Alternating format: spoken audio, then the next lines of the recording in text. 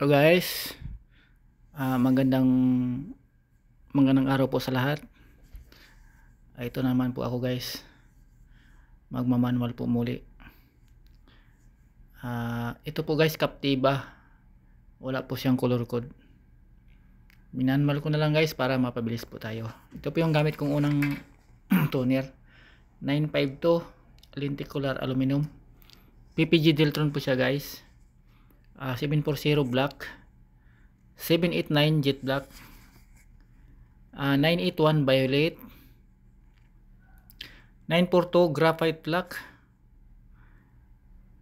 966 trace white, 956 yellow pearl, 759 matting base, 760 blue, 756 blue black, 763 blue pearl.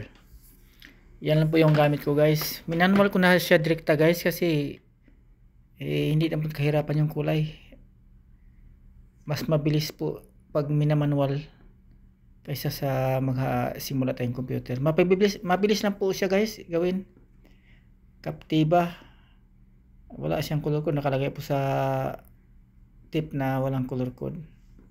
1 litro po yung order ng may-ari. Ang diskarte ko dyan guys, tinimpla ko muna ng konti. Nung dumikit na yung kulay, saka ko na siya dinamihan. Tapos nung dumami na siya, saka ko na siya in-adjust. Dinikit ko siya guys. Tapos saka ko nung nakita kong dikit na siya, saka ko siya in-spray. Nakadalawang spray out po ako dyan guys. Ayun po yung una kong spray out. Medyo alanganin pa. Ayun, dikit na siya guys, pero ma-light pa ng konti. Ayun guys, adjust po ako uli. Ayan, in-adjust ko ulit yan. Yan po yung pangalawang spray out ko guys. Ayan na siya guys, oh. Medyo okay na po siya.